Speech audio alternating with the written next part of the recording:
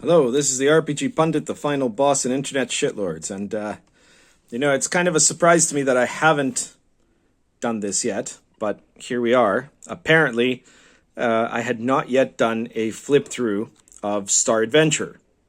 So, I'm going to go ahead and do that now. I think what happened was that I got, I'd spoken about Star Adventure before, I'd gotten it, then I was going to do some review, and then some other issue came up, and so I did some other reviews about some other games and new topics of controversy. And somehow I ended up thinking I'd already done the Star Adventure flip through, and yet I hadn't. And I guess that's the story. Because I looked today, I said, well, I've got a post on it, and I said, well, wait a minute, did I not do a Star Adventure? And I guess not, because I looked through all of my videos and I didn't see it. If I have missed it and I'm just repeating myself, well, then I guess I'm going to look like an idiot. But I don't think I have. I think that this is actually the first time doing a flip through. There have been other videos where I've talked about Star Adventure. So, Star Adventure is an old school science fiction RPG. It's an OSR game. That is to say, it's based off of the rule sets of the original editions of D&D. It's published by Spectre Press. Used to be Presses Intermedia. Actually, I better double check that. Is it published by? Yeah, it's published by Spectre Press. Yes, because there was a point at some point all my stuff was being published by Presses, and then there was a business deal and it got switched to Spectre Press, and I didn't remember if this was done before or after. I guess it's after. So this book is not a big book, as you can see. It's in terms of actual pages, gets to 35 plus a couple of character sheets and a couple of stuff at the back. Actually, it's a character sheet there, and these are Starship sheets here, because one of the things this game has is a pretty detailed Starship combat thing. So it's not a big book. It is, however, it was meant to be RPG Pundit Presents number 100. This was the 100th issue. For those of you who are somehow stumbled on this channel and didn't know anything about me. I'd been doing for several years what was at one point a weekly periodical, where I would do one short product ranging anywhere from 3 to 30 pages per week. It's called RPG Pundit Presents. And it started with number 1, which was Dungeon Chef, I believe. And it continues to this day. But after 100, we started slowing it down to being no longer a weekly, but more like one a month, because I've got other projects I wanted to work on too. And it's been a tremendous success. It's produced some compilation volumes and things like that. But the biggest independent thing it kind of did was Star Adventure. I knew I wanted to do something special for the 100th issue of RPG Pundit Presents. And I decided I'm going to do a version of the OSR rules for space opera, the sort of thing I would use to run a 70s style Star Wars campaign or something like that. And then I was going to do it using the rules from Lion and Dragon, using that as my basis, but I'm going to modify it to fit the space opera standard. And I was going to do all of this in a product small enough to sell as an RPG Pundit Presents. So it was quite a challenge, actually. But it turned out great, and it's been a very popular product now. I think it's already an Electrum bestseller on RPG, on Drive-Thru-RPG. It used to be RPG now. And it's you'll see why. It's a very simple set of packaged material, right? You got your characters. This is a sample stat block for a character at the bottom here, like just so people can see. I guess I should add first a few details. The Star Adventure, you could get it on PDF, or you could get it in print plus PDF for just print and PDF is just $9.99. They will ship this book to your home, and you'll also get the PDF for $9.99. I think it's a pretty good deal. Nowadays comics are $7 or $8 and they're garbage. So this is a good price. Now the print edition is published by Drive-Thru-RPG. Obviously, it's or rather printed by Drive-Thru-RPG. It has a couple of little white spots there that I never noticed actually. But I thought maybe they're just part of the art themselves. But then someone pointed it out to me, and it's like, if you look at the PDF, that's not there in the PDF art. So clearly it's some kind of a printer's error. And it might be the sort of thing that drives some people crazy. I barely noticed it. Like I said, I just assumed it was just something, just part of the product, right? But if that's enough to turn you totally off, yeah, because see, here's the version without those errors in black and white in the inside cover. It's not something I think that can really be fixed, from what I've been told. But or maybe it's just really too hard to fix. But it's the only part where there's like problems in the artwork. Here's some more during the day, the same robots. There's a decent amount of artwork in this product, but obviously you're not going to get a ton of artwork in 35 pages for $9.99. But it's pretty good. So to make a character, you start out by rolling your ability scores, 3d6, etc. Then you pick a race. And what I don't have in this product is a setting.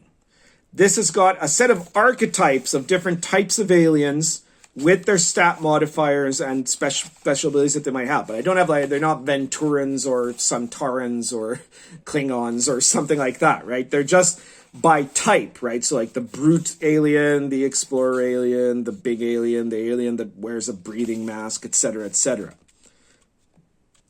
In terms of the origins, you will get this is kind of like your background. It might have been your father's or mother's or whatever's career, but where you grew up around. So you start with certain skills based on that, right? That you get to select a certain number of skills. And then you go into the classes. So a character is going to be made up of a combination of some racial modifiers, species modifiers more accurately, some starting abilities from their background, and then their choice of class, which might not have anything to do with their background, right? So you could kind of like flip it along a bit. Classes include, every class includes several subclasses. So for example, if you play a brute class character, subclasses include Crusaders, Mercenaries, and Raiders, which will have different types of bonuses. But whereas the main advancement bonus and the table that they'll roll on will be all the same, but they'll have slightly different perspectives. You can think of these as like kits, right, or something like that. You have Explorers, Psychic Adepts, Psychic Mystics. These are Jedi, basically, Psychic Warrior. Then you have Rogues. There's that guy there. There's Technicians, and then Warriors. So those are all the classes, and then you have each one, again, has different subclasses. So Technician could be a lore master or a scientist or an investigator, right? Those would all be types of technicians. Your character advancement system is based on Lion and Dragon. So instead of having thousands of XP, you just get an XP point per session completed. Plus you might get an extra XP point if the DM thinks you did something really cool, or if you decide to have like a best role player of the night award or whatever. You build up a certain number of XP and you go up in level. So it's a kind of a time-served system, which means that the characters can roleplay whatever they want. They can act however they want. They don't have to be trying to get gold because gold equals XP. They don't have to be trying to kill things because killing things equals XP. They just play themselves however they are meant to be played. And then when you advance, you'll get some fixed bonuses, but then you also get to roll on one of these tables. And each option will be to roll twice or to select one benefit from the table without rolling. It's obviously statistically better to roll twice, but sometimes if there's something you really want to get, you might want to just pick one. In any case, what this means is that unlike most old school D&D rules and most OSR rules, characters here are not going to be exactly the same as in terms of stats and benefits as they level up. Instead, you're going to have two 5th level characters. If you have two 5th level psychic warriors, they're going to be very similar, not just very different rather, and not just in terms of the powers that they get, because you could expect that to be different, but their bonuses and their abilities and even how many powers they have, right? And likewise, even two soldiers or two vagabonds or whatever are going to have very, very different sets of skills and abilities, but they'll be at the same rough power level. So it's I think that lets you create really individualized characters where, you know, your 6th level warrior isn't going to be like every other 6th level warrior you ever played. They're each of them are going to be their own thing, but still very strong niche protection, right? Like in this game, warriors are much, much better in combat than anybody else. Technicians are much better at knowing stuff, right, etc. You know, rogues are much better at sneaking around, so on and so forth. There's niche protection. Skills are all based basically on the D20 plus modifier plus skill points versus difficulty, the standard stuff. Psychic powers, there's some 20 psychic powers in the game. You can, if you're playing a psychic character, you know, you obviously as a DM, you don't even have to allow psychic characters, but let's say you want them, so I had to include them, right? And obviously, the thing I'm using Star Adventure for, I'll admit, is a campaign of Star Wars, right? This Star Wars campaign set during the height of the Empire, so there isn't much call for force powers, but, you know, it is basically trying to be something that would be able to simulate that kind of thing. And with the characters that are psychics or force wielders or whatever you want to call them, you know, mentats or you know, what you could call them whatever you like, because again, this gives you the rules. You then choose how to apply them to your space opera setting. You'll end up rolling randomly for psychic powers, but once you've rolled at least one psychic power randomly, most powers will have linked powers. So, you know, a psychic bolt will be linked to kinetic strike and predictive strike, right? Or psychic empowerment is linked to sixth sense. So what that means is that the next time you get a new psychic power, you can either roll randomly for the power or you can choose the linked power. This allows you to create kind of trees of a similar type of power. So if you want to be like the psychic guy who is all about combat psychic stuff, or if you want to be the one that's all about, you know, mental manipulation stuff, then you start branching off from the linked powers of the one that is kind of in that field. On the other hand, you can just keep rolling randomly and be like a jack of all trades psychic guy. After that, we get to the section on technology. As you can see, you know, like the artwork here is good. It's a short product, not a lot of artwork, but anyways, we get rules on armor, weapons.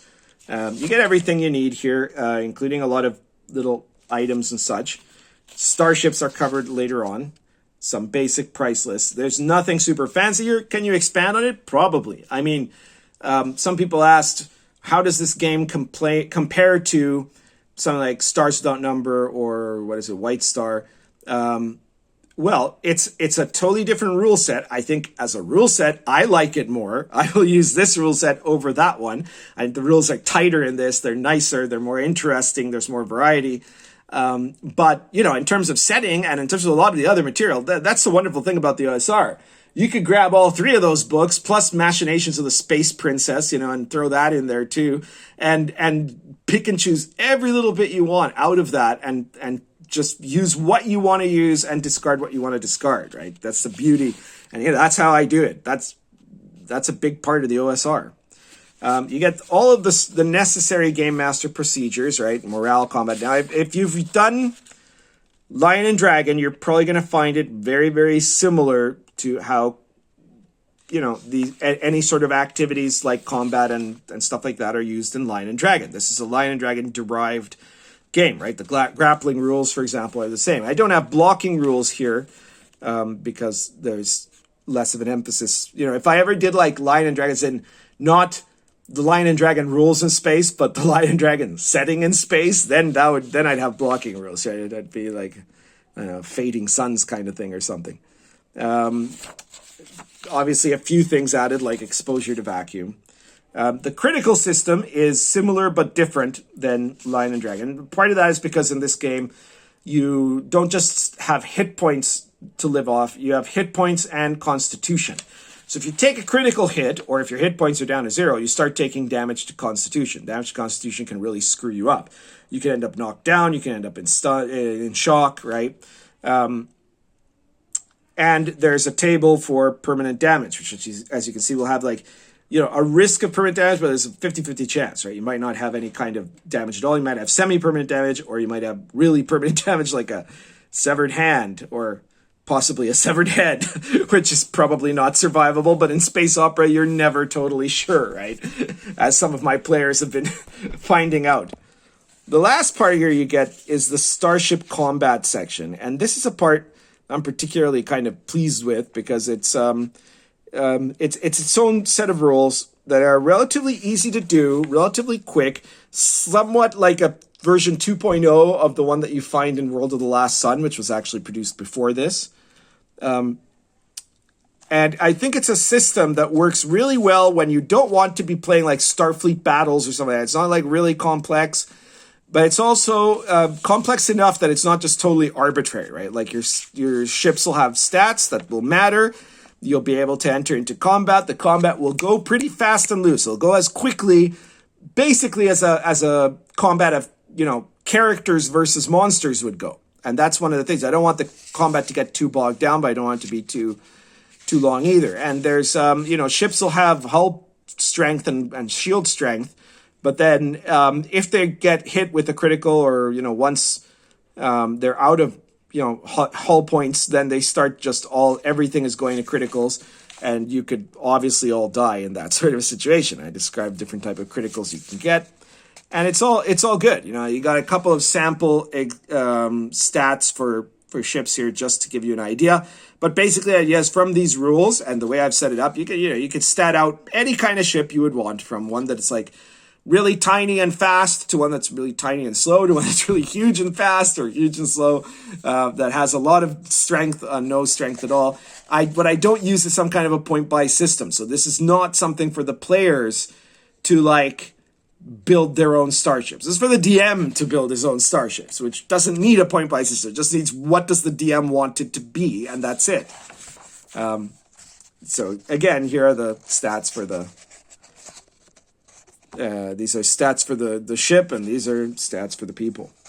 So that's basically Star Adventure. It's old school science fiction space opera rules. And I'm quite proud of it. I think everybody who's bought it has had really good response. I haven't had any really badly negative reviews yet. If you already own it, let me know what you think. If you don't, please check it out. The link will be in the description below. And if you like this video, please feel free to share it anywhere you think someone else might be interested in finding out about this game and seeing what it looks like on the inside. Please like the video. If you haven't subscribed yet, please subscribe. Check out, I've got a whole playlist of other reviews, but I also have playlists of my rants and playlists of my DMing advice that are a bit more controversial than my reviews. My reviews tend to be very straightforward. Even of my own book, I'll be, pointing out what's good and bad as far as I can see it in any of the books. But then, my rants are a little bit different. So be ready for that if you don't already know me by reputation. But if you like what I have to say and how I think, then please subscribe. And if you don't, even please subscribe, and then you can talk to me about it. I don't mind. We're open to having dissenting voices, unlike certain other sides where they don't like that. So yeah, share the videos everywhere, and just be sure to keep up the support. If you've already got Star Adventure, or if you're looking for other stuff, well, check out all my other products, right? I've got stuff like Lion and Dragon and Dark Albion for medieval authentic fantasy, the Old School Companion, also Cults of Chaos, which are source books for those. All of the 100 issues of RPG Pundit Presents, which are actually 103 now, I think it is. So be sure to check out the list of all of those issues. See, you'll find something that you're going to like there, I'm sure. And the newest product, World of the Last Sun, I have some good news. It is now a silver bestseller on DTRPG and quickly moving its way up. And that's thanks to all of you guys. And I really, really appreciate it. That's like such an encouragement for me to keep going with both my game design and my videos. And yeah, that's the best way you can support me, is pick up my products. I mean, I've got a link to PayPal and to a Patreon page. But honestly, I mean, if you want to throw money at me, fine. But if you really want to support me, what I would say is pick up my books. Big Chungus agrees. She's over here agreeing with me. See? Big Chungus says, get my books. All right, guys. I guess that's it for today. Check out my stuff. Subscribe, like, share, everything. And check out Star Adventure. Thank you very much. Currently smoking Lorenzetti Alpha. Beautiful pipe. Plus Argento Latakia. Goodbye.